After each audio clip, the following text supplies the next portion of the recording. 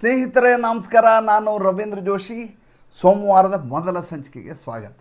ಪಶ್ಚಿಮ ಬಂಗಾಳದಲ್ಲಿ ಸುವೇಂದು ಅಧಿಕಾರ ಹಿಡಿದ ತಕ್ಷಣ ಮಾಡಿದ ಮೊಟ್ಟ ಮೊದಲ ಕೆಲಸ ಏನಪ್ಪ ಅಂತಂದರೆ, ಪಶ್ಚಿಮ ಬಂಗಾಳದ ಎಲ್ಲ ಮಸೀದಿಗಳ ಮೇಲೆ ಇದ್ದಂಥ ಲೌಡ್ ಸ್ಪೀಕರ್ ಏನಿದಾವಲ್ಲ, ಅದರ ವಾಲ್ಯೂಮ್ ಏನಿದೆ, ಎಷ್ಟು ಡೆಸಿಬಲ್ ಇದೆ ಚೆಕ್ ಮಾಡಿ ಸುಪ್ರೀಂ ಕೋರ್ಟ್ ಅಣತಿಯ ಮೇರೆಗೆ ಅವರು ಹೇಳಿದಂಥ ಮಾನದಂಡಗಳಕ್ಕಿಂತ ಜಾಸ್ತಿ ಯಾರೂ ಲೌಡ್ ಸ್ಪೀಕರನ್ನು ಹಾಕೋ ಹಾಗಿಲ್ಲ. ಹಾಕಿದ್ದೇ ಆದರೆ ಪೊಲೀಸರು ದಸ್ತಗಿರಿ ಮಾಡಿ ಅದನ್ನು ಸೀಸ್ ಮಾಡ್ತಾರೆ ಅನ್ನುವಂಥ ಒಂದು ಆದೇಶವನ್ನು ಕಳಿಸಿದರು. ಅದಾದ ಮೇಲೆ ಶುಕ್ರವಾರ ಬಂತು. ಶುಕ್ರವಾರ ಪಶ್ಚಿಮ ಬಂಗಾಳದಲ್ಲಿ ಮಸೀದಿಯ ಒಳಗಡೆ ಜಾಗ ಇದ್ದರೂ ಕೂಡ ರಸ್ತೆಯಲ್ಲಿ ನಿಂತು ನಮಾಜ್ ಮಾಡುವಂಥ ಪರಿಪಾಠ. ಯಾಕೆಂದರೆ ಪಶ್ಚಿಮ ಬಂಗಾಳದ ರಸ್ತೆಗಳು ನಮ್ಮ ಸ್ವತ್ತು ಅಂತ ಅಲ್ಲಿಯ ಮತಾಂಧರು ಭಾವಿಸಿದರು. ಹೀಗಾಗಿ ಕೇವಲ ಮುರ್ಷಿದಾಬಾದ್, ಮಾಲ್ಡಾ ಮಾತ್ರ ಅಲ್ಲ, ಎಲ್ಲ ಕಡೆ ಕಲ್ಕತ್ತಾದ ನಗರ ಪ್ರದೇಶದಲ್ಲಿ ಕೂಡ ಇದೇ ರೀತಿಯ ಪರಿಪಾಠ ಇತ್ತು.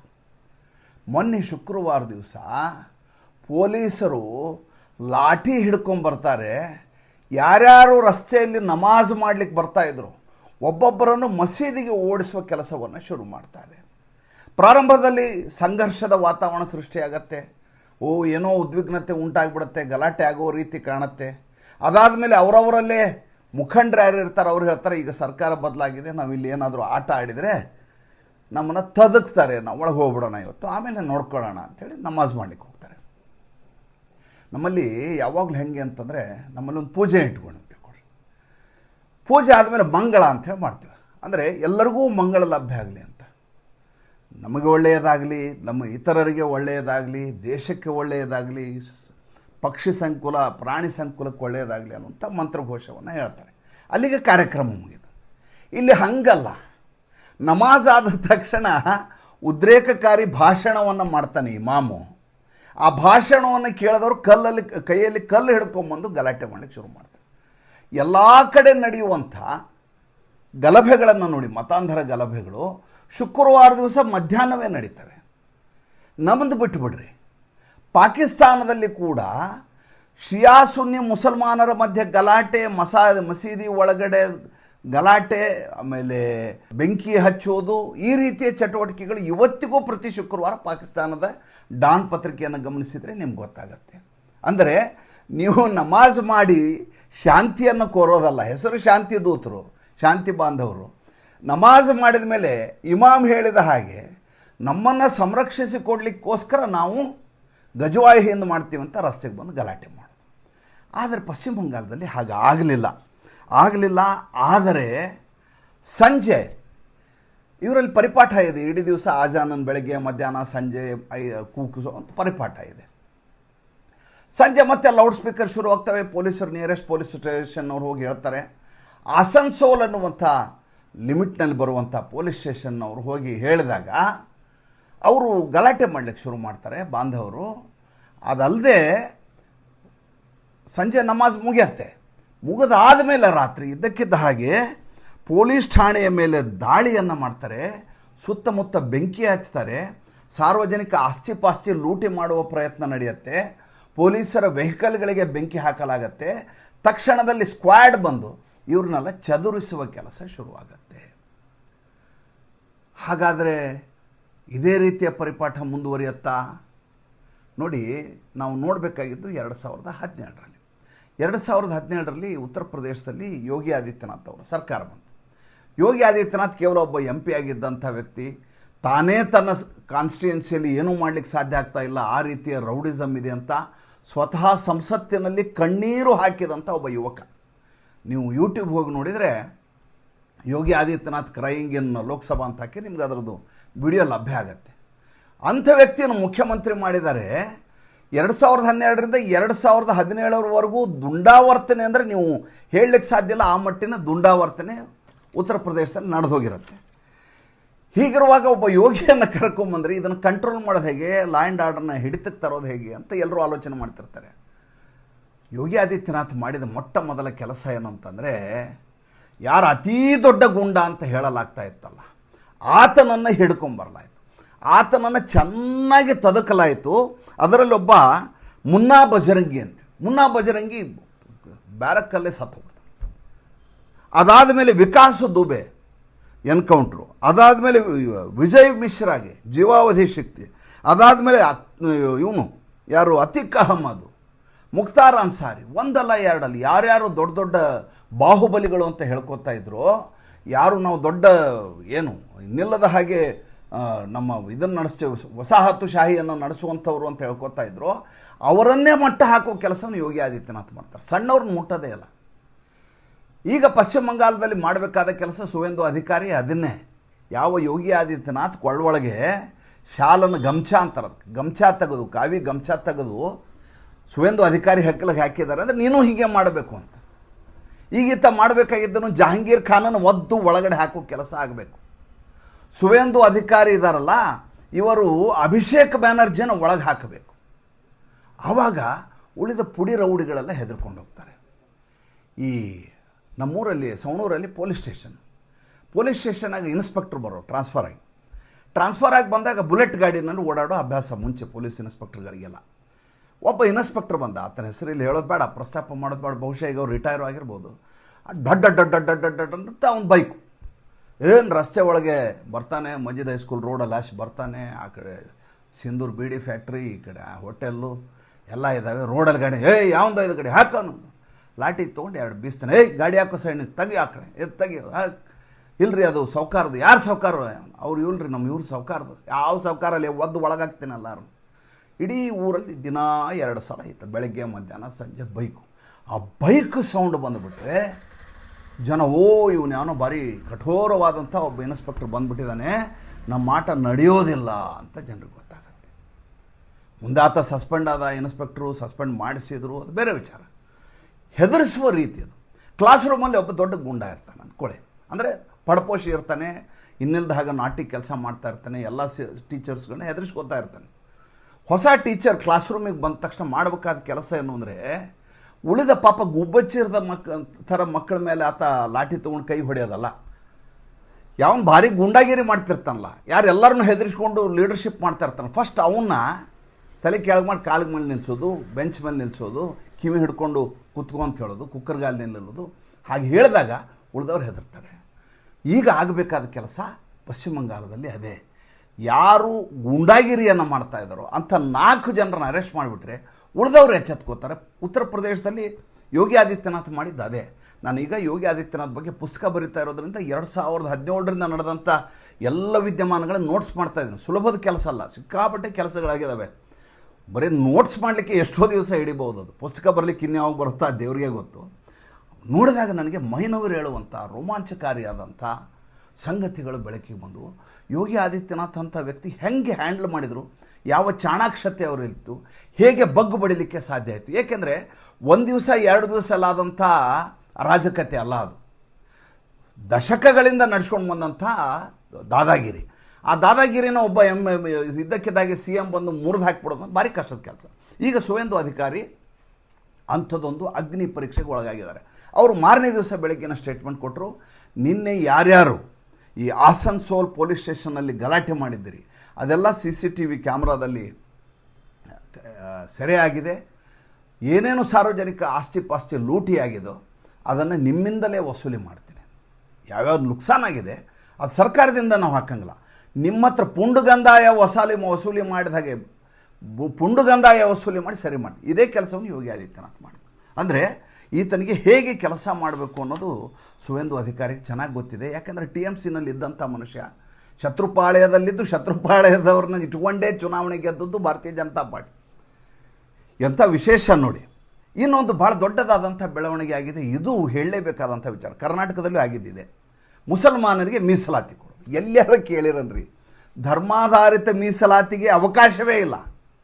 ಇದು ಗೊತ್ತಿದ್ದು ನಮ್ಮ ಕುಶಾಗ್ರಮತಿಯಾದಂಥ ಆರ್ಥಿಕ ತಜ್ಞರಾದಂಥ ರಾಜಕೀಯ ಚಾಣಾಕ್ಷನಾದಂಥ ಸಿದ್ದರಾಮಯ್ಯನವರು ಇಲ್ಲಿ ಮುಸಲ್ಮಾನರಿಗೆ ಮೀಸಲಾತಿ ಅಂತ ಹೇಳ್ಬಿಟ್ಟಿದ್ರು. ಕೋರ್ಟ್ನಲ್ಲಿ ಸ್ಕ್ವಾಶ್ ಆಯಿತು, ಅದು ಬೇರೆ ವಿಚಾರ. ಅದೇ ರೀತಿ ಮಮತಾ ಬೇಗಂ ಅವರು ಮುಸಲ್ಮಾನರ 75 ಪಂಗಡಗಳಿಗೆ OBC ಸ್ಟೇಟಸ್ ಕೊಟ್ಟಿದ್ದರು. ಒಟ್ಟು 77, ಅದರಲ್ಲಿ 75 ಮುಸಲ್ಮಾನರಿಗೆ. 72 ಫಿರ್ಕೆ ಅಂತಾರೆ ಅವರಲ್ಲಿ. 72 ಅಂದರೆ 72. ಅದಕ್ಕಿಂತ 3 ಜಾಸ್ತಿ ಅಂದರೆ ಇನ್ಯಾವ ಜಾತಿಯನ್ನು ಮುಸಲ್ಮಾನರಲ್ಲಿ ಈತ ಹುಡುಕಿರ್ಬೋದು, ಈಕೆ ಹುಡುಕಿರ್ಬೋದು, ಆಲೋಚನೆ ಮಾಡಿ. ಈಗ ಈ ರೀತಿ ಈಕೆ ಇದನ್ನು ಮಾಡಿಬಿಡ್ತಾರೆ, ಒ ಬಿ ಸಿ ಸ್ಟೇಟಸ್ ಕೊಡ್ತಾರೆ. ಒ ಬಿ ಸಿ ಸ್ಟೇಟಸ್ ಕೊಟ್ಟ ಮೇಲೆ 10 ವರ್ಷಗಳ ಕಾಲ ಅವರೆಲ್ಲ ಸರ್ಕಾರದ ಎಲ್ಲ ಸವಲತ್ತುಗಳು, ಶಿಕ್ಷಣ ಸಂಸ್ಥೆಗಳಲ್ಲಿ ಅವರಿಗೆ ಮೀಸಲಾತಿ, ನೌಕರಿಯಲ್ಲಿ ಮೀಸಲಾತಿ ಎಲ್ಲ ತೊಗೊಂಡು ಈಗಾಗಲೇ ದುಂಡಗಾಗಿಬಿಟ್ಟಿದ್ದಾರೆ. ಅದಾದಮೇಲೆ ಕೋರ್ಟ್ ಆರ್ಡರ್ ಮಾಡಿಬಿಡುತ್ತೆ, ಇಲ್ಲ ನೀವು ಈ ರೀತಿ ಧರ್ಮಾಧಾರಿತ ಮೀಸಲಾತಿಯನ್ನು ಕೊಡೋದಿಲ್ಲ ಅಂತ ಕಲ್ಕತ್ತಾ ಹೈಕೋರ್ಟು ಇದನ್ನು ಅನೂರ್ಜಿತಗೊಳಿಸ್ಬಿಡ್ತಾರೆ. ಮಮತಾ ಬೇಗಂ ಸುಮ್ಮನಾಗಂಗಿಲ್ಲ. ಯಾಕೆ ಸುಮ್ಮನಾಗಂಗಿಲ್ಲ ಅಂದರೆ ಅವ್ರ ವೋಟ್ ಬ್ಯಾಂಕ್ ಅದು ಮುಸಲ್ಮಾನರದು. ಆಕೆ ಸುಪ್ರೀಂ ಕೋರ್ಟಿಗೆ ಮೊರೆ ಹೋಗಿ ಅಲ್ಲಿ ಅಫಿಡವಿಟ್ ಹಾಕಿರ್ತಾರೆ, ನಾವು ಇದನ್ನ ಚಾಲೆಂಜ್ ಮಾಡ್ತೀವಿ, ಕಲ್ಕತ್ತಾ ಹೈಕೋರ್ಟಿನ ಆದೇಶ ಏನಿದೆ 77 ಪಂಗಡಗಳಿಗೆ ಕೊಟ್ಟಂಥ ರಿಸರ್ವೇಷನ್ ಏನು ಕ್ಯಾನ್ಸಲ್ ಮಾಡಿದೆ ಒ ಬಿ ಸಿ ಸ್ಟೇಟಸ್ನ, ಅದನ್ನು ನಾವು ಚಾಲೆಂಜ್ ಮಾಡ್ತೀವಿ. ಅದು ಸುಪ್ರೀಂ ಕೋರ್ಟ್ನಲ್ಲಿತ್ತು. ಈಗ ಈ ಸುವೇಂದು ಅಧಿಕಾರಿ BJP ಸರ್ಕಾರ ಏನು ಮಾಡಿದೆ, ಯಾವ ಚಾಲೆಂಜನ್ನು ಮಾಡಲಾಗಿತ್ತೋ, ಯಾವ ಮೇಲ್ಮನವಿಯನ್ನು ಸಲ್ಲಿಸಲಾಗಿತ್ತೋ ಆ ಮೇಲ್ಮನವಿಯನ್ನು ವಾಪಸ್ ತಗೋತಾ ಇದೆ, ಅಫಿಡವಿಟನ್ನು ವಾಪಸ್ ತಗೋತಾ ಇದೆ. ಅಂದರೆ ಯಾವ ಅನೈತಿಕವಾದಂಥ, ಅಸಂವಿಧಾನಿಕವಾದಂಥ ಮುಸಲ್ಮಾನರ ಮೀಸಲಾತಿಯನ್ನು ಕೊಡಲಾಗಿತ್ತೋ ಆ ಮೀಸಲಾತಿ ಇನ್ನು ಮುಂದೆ ಇರೋದಿಲ್ಲ. ಹಾಗಾದರೆ ಈ ಕೆಲಸಕ್ಕೆ ಬಂದು ಸೇರಿಕೊಂಡವ್ರ ಕಥೆ ಏನು? ಈಗಾಗಲೇ ಒಂದು 8 ವರ್ಷ 10 ವರ್ಷ ಸರ್ವಿಸ್ ಮಾಡಿಬಿಟ್ಟಿದ್ದಾರೆ. ಅವ್ರ ಕಥೆ ಏನು? ಕೋರ್ಟ್ ಹೇಳುತ್ತೆ, ಯಾರಿಗೆ ಈ ರೀತಿ ಕೆಲಸ ಕೊಡಲಾಗಿದೆಯೋ ಆ ಅವ್ರಿಗೆ ಯಾರಿಗೂ ರೀತಿಯ ತೊಂದರೆಯನ್ನು ಕೊಡೋದಿಲ್ಲ ಅಂತ ಕೋರ್ಟ್ ಹೇಳುತ್ತೆ. ಆದರೆ ವಾಸ್ತವವಾಗಿ ಯಾವ ಮೇಲ್ವರ್ಗದ ಇತರ ವರ್ಗದವರಿಗೆ ಆಗಿರುವಂಥ ಸಾಮಾಜಿಕ ಅನ್ಯಾಯ ಇದೆಯಲ್ಲ, ಅದರ ಕುರಿತಾದಂಥ ಒಂದು ಸರ್ಜರಿ ಇದಕ್ಕೋಸ್ಕರ ಆಗಬೇಕಾಗತ್ತೆ. ಸರ್ಕಾರ ಇದ್ರ ಕುರಿತು ತೀರ್ಮಾನ ತೆಗೆದುಕೊಳ್ಬೋದು ಅನ್ನುವಂಥ ನಿರೀಕ್ಷೆ. ಇನ್ನು ಒಂದು ವೆಬ್ಸೈಟ್ ಮಾಡಿದ್ದಾರೆ ಈ ಸುವೇಂದು ಅಧಿಕಾರಿ. ಆ ವೆಬ್ಸೈಟಿಗೆ ನೀವು ಕ್ಲಿಕ್ ಮಾಡಿಬಿಟ್ರೆ ಸರ್ಕಾರದ್ದು ಏನು ಕೆಲಸ ಮಾಡ್ತಾ ಇದೆ ಸರ್ಕಾರ ಅನ್ನುವಂಥ ಒಂದು ಡ್ಯಾಶ್ಬೋರ್ಡ್ ಬರುತ್ತೆ. ಆ ಡ್ಯಾಶ್ಬೋರ್ಡ್ನಲ್ಲಿ ಯಾವ್ಯಾವ ಕೆಲಸಗಳು ಯಾವ್ಯಾವ ಹಂತದಲ್ಲಿದೆ ಅನ್ನುವಂಥ ಅಪ್ಡೇಟ್ ಇದೆ. ಪಾರದರ್ಶಕತೆಯ ಪರಾಕಾಷ್ಠೆ ಅಂತ ನನಗನ್ನಿಸಿದ್ದು. ಸುವೇಂದು ಅಧಿಕಾರಿ ಕೇವಲ ಸ್ಟ್ರೀಟ್ ಫೈಟರ್ ಅಲ್ಲ, ಈತ ಆಡಳಿತಗಾರ ಕೂಡ ಅಂತ ಪ್ರಾರಂಭದ ದಿನಗಳಲ್ಲಿ ಸೂಚನೆಯನ್ನು ಕೊಡ್ತಾ ಇದ್ದಾರೆ. ಮುಂದೇನಾಗತ್ತೆ ಗೊತ್ತಿಲ್ಲ, ಈಗ ಸೂಚನೆಯನ್ನು ಕೊಡ್ತಾ ಇದ್ದಾರೆ. ಇನ್ನು ಈ SIRನಲ್ಲಿ ಹೆಸರು ಬಿಟ್ಟು ಹೋಗಿತ್ತಲ್ಲ, ಈ SIR ಹೆಸರು ಬಿಟ್ಟು ಹೋದವ್ರಿಗೆ ಮತದಾನದ ಹಕ್ಕನ್ನು ಕೊಟ್ಟಿಲ್ಲಪ್ಪ. ಹಾಗಾದ್ರೆ ಮುಂದೇನು? ನೀವು ಅವ್ರಿಗೆ SIR ಹಾಕಿ ಕೊಟ್ಟಿಲ್ಲ ಅಂದ ತಕ್ಷಣ ಅವ್ರು ಅಲ್ಲೇ ಇರ್ತಾರೆ, ಉಳಿದ ಎಲ್ಲ ಸವಲತ್ತುಗಳನ್ನು ತೊಗೋತಾರೆ, ಸರ್ಕಾರಿ ಆಯುಷ್ಮಾನ್ ಸ್ಕೀಮ್ ತೊಗೋತಾರೆ, ಆಮೇಲೆ ರೇಷನ್ ತೊಗೋತಾರೆ, ಆವಾಸ್ ಯೋಜನೆ ತೊಗೋತಾರೆ. ಪರವಾಗಿಲ್ವ? ಹಂಗಾರೆ ಓಟೊಂದು ಹಾಕ್ಲಿಕ್ಕೆ ಬಿಡಲ್ಲ ನೀವು. ಅದಕ್ಕೆ ನಿನ್ನೆ ಸರ್ಕಾರ ಸ್ಪಷ್ಟನೆಯನ್ನು ಕೊಟ್ಟಿದೆ, SIRನಿಂದ ಯಾರ್ಯಾರು ಹೆಸರುಗಳು ಡಿಲೀಟ್ ಆಗಿದಾವೋ ಅವರಿಗೆ ಸರ್ಕಾರಿ ಯಾವುದೇ ಯೋಜನೆಗಳು ಅವರಿಗೆ ಲಭ್ಯ ಆಗೋದಿಲ್ಲ. ಅದರ ಫಲಾನುಭವಿಗಳು ಅವರಾಗಲಿಕ್ಕೆ ಸಾಧ್ಯ ಇಲ್ಲ. ಅವರು ಈ ದೇಶದ ನಾಗರಿಕರಲ್ಲ ಅನ್ನೋದು ಸ್ಪಷ್ಟ ಆಗತ್ತೆ ಅಲ್ಲಿಗೆ. ಆದ್ದರಿಂದ ಅವರಿಗೆ ಯಾವುದೇ ರೀತಿಯಾದಂಥ ಸೌಲಭ್ಯ ಇಲ್ಲ. ಈಗಾಗಲೇ ನೀವು ಅಲ್ಲಿ ಬಸ್ ಸ್ಟ್ಯಾಂಡ್ ಫೋಟೋ ನೋಡಿಬಿಟ್ರೆ ಯಾವುದು ಜುಗು ಅಂತ ಇತ್ತು, ಅಲ್ಲಿ ಜನನೇ ಕಾಣಿಸ್ತಾ ಇಲ್ಲ. ಎಲ್ಲರೂ ವಲಸೆ ಹೋಗ್ತಾ ಇದ್ದಾರೆ, ಎಲ್ಲಿ ಕಾಣುತ್ತೋ ಅಲ್ಲಿ ವಲಸೆ ಹೋಗ್ತಾರೆ. ಪಶ್ಚಿಮ ಬಂಗಾಳದವ್ರು ಬಾಂಗ್ಲಾದೇಶಕ್ಕೆ ಹೋಗ್ಬೇಕಂತಿಲ್ಲ, ತಮಿಳ್ನಾಡಿಗೆ ಬರ್ತಾರೆ, ಕರ್ನಾಟಕಕ್ಕೆ ಬರ್ತಾರೆ, ಆಂಧ್ರ ಪ್ರದೇಶಕ್ಕೆ ಹೋಗ್ತಾರೆ, ತೆಲಂಗಾಣ ಹೋಗ್ತಾರೆ, ಎಲ್ಲೋ ಕೆಲಸ ಹೊಡ್ಕೊಂಡು ಹೋಗ್ತಾರೆ. ಒಟ್ಟು ಪಶ್ಚಿಮ ಬಂಗಾಳದಲ್ಲಿ ಮಾತ್ರ ಅವ್ರು ಇರೋದಿಲ್ಲ. ಆ ರೀತಿಯ ಸ್ಥಿತಿ ಅಲ್ಲಿ ನಿರ್ಮಾಣ ಆಗಿದೆ. ಆಮೇಲೆ ಅಲ್ಲಿ BJP MP ರಾಜು ಬಿಸ್ಟಾ ಅಂತ ಇದ್ದಾರೆ. ಅವರು ನಿನ್ನೆ ಒಂದು ಸ್ಟೇಟ್ಮೆಂಟ್ ಕೊಟ್ಟಿದ್ದಾರೆ. ಈಗ ನಮ್ಮ ಕೆಲಸ ಏನಪ್ಪ ಅಂತಂದರೆ ಪಶ್ಚಿಮ ಬಂಗಾಳದಲ್ಲಿ ಯಾವ್ಯಾವ ಅನಧಿಕೃತ ಕಟ್ಟಡಗಳಿದಾವಲ್ಲ ಅದನ್ನು ನೆಲಸಮ ಮಾಡೋದು ನಮ್ಮ ಮೊಟ್ಟ ಮೊದಲ ಆದ್ಯತೆ ಅಂತೇಳಿ ರಾಜು ಬಿಸ್ಟಾ ಹೇಳಿರೋ ಸ್ಟೇಟ್ಮೆಂಟ್ ಇದು. ಅದಕ್ಕಾಗಿ ನಾವು ಉತ್ತರ ಪ್ರದೇಶದಿಂದ 2 ಡಜನ್ JCBಗಳನ್ನು ತರಿಸಿದ್ದೇವೆ. ಅಂದರೆ ಈ ಸಪಾಟು ಮಾಡೋ ಕೆಲಸ ಶುರುವಾಗ್ತಾ ಇದೆ ಅನ್ನೋದು ಸ್ಪಷ್ಟ ಆಯ್ತು ಅಲ್ಲಿಗೆ. ಇನ್ನು ಅಲ್ಲೊಬ್ಬ ಸಾಯಿದುಲ್ ಖಾನ್ ಅಂತ ಇದ್ದ, ಈ ಫಾಲ್ಟಾ ಕಾನ್ಸ್ಟಿಟ್ಯೂನ್ಸಿನಲ್ಲಿ ಈತ ಪಂಚಾಯತ್ನ ವೈಸ್ ಪ್ರೆಸಿಡೆಂಟ್ ಇದ್ದ. ಈತ ಒಂದು ಸ್ಟೇಟ್ಮೆಂಟ್ ಕೊಟ್ಟಿದ್ದ ಚುನಾವಣೆಯ ಸಂದರ್ಭದಲ್ಲಿ. ಒಂದು ಚುನಾವಣೆ ಮುಗಿಲಿ, ಆಮೇಲೆ ಒಬ್ಬೊಬ್ಬ ಹಿಂದೂಗಳನ್ನು ಹುಡುಕೊಂಡು ಅಟ್ಟಾಡಿಸ್ಕೊಂಡು ಹೊಡೆದು ಮನೆ ಬೆಂಕಿ ಹಚ್ಚಿ ಬರ್ತೀವಿ ಅಂತ ಹೇಳಿದ್ದಾಯಿತು. ಅವ್ರಿಗೆಲ್ಲ ಖಚಿತವಾಗಿ ಗೊತ್ತಿತ್ತು ಹೆಂಗಿದ್ರು ಭಾರತೀಯ ಜನತಾ ಪಾರ್ಟಿ ಬರೋದಿಲ್ಲ. ಏಕೆಂದರೆ 30% ಮುಸಲ್ರು ಪ್ರಾರಂಭದಲ್ಲಿಯೇ ಮಮತಾ ಬೇಗಂ ಓಟ್ ಹಾಕಿಬಿಡ್ತಾರೆ. ಭಾರತೀಯ ಜನತಾ ಪಾರ್ಟಿ 0ದಿಂದ ಶುರು ಆಗಬೇಕಾಗತ್ತೆ. ಅಷ್ಟೊತ್ತಿಗೆ ಯಾಕೆ ಮುಂದೆ ಹೋಗ್ಬಿಟ್ಟಿರ್ತಾರೆ, ನಾವೆಲ್ಲ ಬಚಾವಾಗ್ಬಿಡ್ತೀವಿ ಅಂತ. ಉಲ್ಟಾ ಆಯಿತು. 70%ನವರು ಕಾನ್ಸಂಟ್ರೇಟ್ ಆಗಿ ಧ್ರುವೀಕರಣಗೊಂಡು 65%ನಷ್ಟು ಹಿಂದೂಗಳು, 90-70%ನ ಜನ ಏನಂತಾರೆ ಅದರಲ್ಲಿ 90% ಜನ ಓಟ್ ಭಾರತೀಯ ಜನತಾ ಪಾರ್ಟಿಗೆ ಹಾಕಿಬಿಟ್ರು. ಹಾಕಿದ್ದರಿಂದಾಗಿ ಚುನಾವಣೆಯಲ್ಲಿ ಗೆಲುವು ಲಭ್ಯ ಆಯಿತು, ನಿಮ್ಗೆ ಗೊತ್ತಿದೆ ಅದು. ಈಗ ಇವರಿಗೆಲ್ಲ ಫಜೀತಿ ಬಂದ್ಬಿಡ್ತು. ಈ ಸಾಯಿದುಲ್ ಖಾನ್ ನಿನ್ನೆ ಅರೆಸ್ಟ್ ಮಾಡಿದ್ರು. ಯಾಕೆ ಮೇ 21ಕ್ಕೆ ಅಲ್ಲಿ ಫಾಲ್ಟಾ ಎಲೆಕ್ಷನ್ ಇದೆಯಲ್ಲ, ಆ ಫಾಲ್ಟಾ ಎಲೆಕ್ಷನ್ಗೆ ಅಂತ ಮುಂಚೆ ಇವ್ರನ್ನೆಲ್ಲ ಯಾರ್ಯಾರು ಸ್ಟೇಟ್ಮೆಂಟ್ ಕೊಟ್ಟಿದ್ರು ಇವ್ರನ್ನೆಲ್ಲ ಒಳಗೆ ಹಾಕಬೇಕು. ಜೊತೆಗೆ ಭಾಳ ಮುಖ್ಯವಾದಂಥ ವಿಚಾರ ಹೇಳ್ತೀನಿ. ಅದೇನು, ಅಭಿಷೇಕ್ ಬ್ಯಾನರ್ಜಿ ಏಪ್ರಿಲ್ 27ರಿಂದ ಮೇ 3ವರೆಗೂ ಸಾರ್ವಜನಿಕ ರ್ಯಾಲಿಯನ್ನು ಮಾಡಿದರು. ಭಾಯ್ಪು ಅಂದರೆ ಸೋದರಳಿಯ. ಯಾರ ಸೋದರಳಿಯ? ಮಮತಾ ಬೇಗಂ ಅವರ ಸೋದರಳಿಯ. ಈತ ಭಾಷಣ ಮಾಡಿದ್ದ. ಅವನಿಗೆ ಎಷ್ಟು ಖಚಿತವಾಗಿ ಮತ್ತು ಎಷ್ಟು ಕಾನ್ಫಿಡೆನ್ಸನ್ನು ಜನರಲ್ಲಿ ಕೊಡ್ತಾ ಇದ್ದ ಅಂದರೆ, ಇವರೆಲ್ಲ ಏನು ಮಾಡ್ತಾರೆ ಮಾಡಲಿ, ಬಿ ಜೆ ಪಿಯವರು ಇವರೆಲ್ಲ ಅಮಿತ್ ಶಾ ಏನು ಮಾಡ್ತಾರೆ ಮಾಡಲಿ, ಮೇ 4ನೇ ತಾರೀಕು 12 ಗಂಟೆಗೆ ಆತ ಎಲ್ಲ ಇದ್ದರೂ ಕರ್ಕೊಂಬಂದು ತಲೆ ಕೆಳಗಡೆ ಮಾಡಿ ಕಾಲಿಗೆ ಮೇಲ್ಗಡೆ ಮಾಡಿ ಮರಕ್ಕೆ ನೇತು ಹಾಕ್ತೀವಿ ಅಮಿತ್ ಶಾ ಅಂತ ಸ್ಟೇಟ್ಮೆಂಟ್ ಕೊಟ್ಟಿದ್ದ.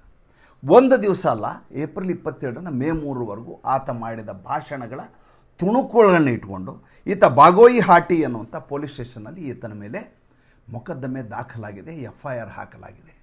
ನೀವು ಏನೇನು ತಂತ್ರಗಾರಿಕೆ ಮಾಡಿದ್ರಿ, ಯಾವ ರೀತಿ ಹೊಡಿಬೇಕು ಅಂತ ಮಾಡಿದ್ರಿ, ಹೇಗೆ ಸುಡಬೇಕು ಅಂತ ಮಾಡಿದ್ರಿ, ಅದರ ಎಲ್ಲ ಮಾಹಿತಿಗಳನ್ನು ನಮ್ಗೆ ಕೊಡಿ ನೀವು ಅಂತ ಹಾಕಿ ಜಡಿಯುವ ಕಾರ್ಯಕ್ರಮ ಇಷ್ಟರಲ್ಲೇ ಶುರು ಆಗ್ತಾ ಇದೆ.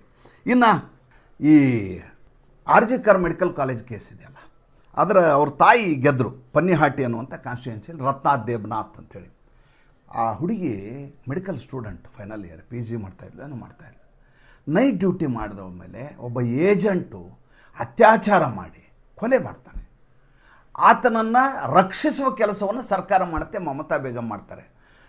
ಆಕೆಗೆ ಹೇಗೆ ರತ್ನಾ ದೇಬನಾಥಿಗೆ ತೊಂದರೆ ಕೊಟ್ಟರು ಅಂದರೆ, ರತ್ನಾ ದೇಬನಾಥ್ಗೆ ಸ್ವತಃ ಪೊಲೀಸ್ ಕಮಿಷನರ್ ಹೋಗಿ ನಿನಗೆ ದುಡ್ಡು ಕೊಡ್ತೇವೆ, ಬಾಯಿ ಮುಚ್ಚಿಬಿಡು, ನೀನು ಗಲಾಟೆ ಮಾಡಬೇಡ ಅಂತ ಹೇಳ್ತಾರೆ. ಇನ್ನೊಬ್ಬ IPS ಆಫೀಸರ್ ಹೋಗ್ತಾಳೆ, ಲೇಡಿ, ಆಕೆ ಹೋಗಿ ನೀನೇನಾದರೂ ಈಗ ಮತ್ತೆ ಗಲಾಟೆ ಮಾಡಿದ್ರೆ ನಿನ್ನ ಮೇಲೆ ಬೇರೆ ರೀತಿ ಕೇಸುಗಳು ಬಂದು ನಿನ್ನ ಜೀವನನೇ ಮಾಡೋಕ್ಕಲ್ಲ ಅಂತ ಹೆದರಿಸಿರ್ತಾರೆ. ಆ ರೀತಿ 3 ಜನ, ಒಂದು ವಿನೀತ್ ಗೋಯಲ್, ಇನ್ನೊಂದು ಇಂದಿರಾ ಮುಖರ್ಜಿ, ಮೂರನೇದು ಅಭಿಷೇಕ್ ಕುಮಾರ್ ಗುಪ್ತಾ ಅಂತ, ಈ 3 ಜನರನ್ನು ಸಸ್ಪೆಂಡ್ ಮಾಡಲಾಗಿದೆ. ಅಲ್ಲಿಗೆ RG ಕರ್ ಮೆಡಿಕಲ್ ಕಾಲೇಜಿನ ಸಂತ್ರಸ್ತರ ಜೀವನದ ನೋವಿತ್ತಲ್ಲ, ಆ ಹುಡುಗಿಗೆ ಒಂದು ಆತ್ಮಕ್ಕೆ ಶಾಂತಿ ಸಿಗುವ ಸೂಚನೆಗಳು ಕಾಣಿಸ್ತದೆ. ರತ್ನಾ ದೇಬ್ನಾಥ್ ಅವರು ಪನ್ನಿಹಾಟಿಯಲ್ಲಿ ಗೆದ್ದಿದ್ದಾರೆ, ನಿಮಗೆಲ್ಲ ಗೊತ್ತಿರುವಂಥ ವಿಚಾರ. ಇನ್ನು ಈ ಸ್ಯಾಂಡ್ ಮಾಫಿಯಾ, ಕೋಲ್ ಮಾಫಿಯಾ, ಕ್ಯಾಟಲ್ ಸ್ಮಗ್ಲಿಂಗ್ ಮಾಡ್ತಿದ್ರಲ್ಲ, ಅಲ್ಲೊಬ್ಬ ಇಸ್ಲಾಂಪುರದಲ್ಲಿ ಮೊಹಮ್ಮದ್ ಮುನೀಬ್ ಅಬ್ದುಲ್ಲಾ ಅಂತೇಳಿ ಒಂದು ಹೆಸರು, ಆತ ಒಬ್ಬ ರೆಹಮಾನ್ ಅಂತ. ಇವರು ಈ ರೀತಿಯದಾದಂಥ ಹಪ್ತಾ ವಸೂಲಿ ಮಾಡೋದು, ಮಾಫಿಯಾ ಮಾಡೋದು ಮಾಡ್ಕೊಂಡು ಓಡಾಡ್ತಾಯಿದ್ರು. ಇವರು ಅಲ್ಲಿಯ ಬಾಹುಬಲಿ ಅಂತಾರಲ್ಲಿ, ದಾದಾಗಳಿಗೆ, ಗುಂಡಾಗಳಿಗೆ ಉತ್ತರ ಭಾರತದಲ್ಲಿ ಮತ್ತು ಈ ಪೂರ್ವ ಭಾರತದಲ್ಲಿ ಅವ್ರು ಕರೆಯೋದು ಬಾಹುಬಲಿ ಅಂತ ಕರೆಯೋದು.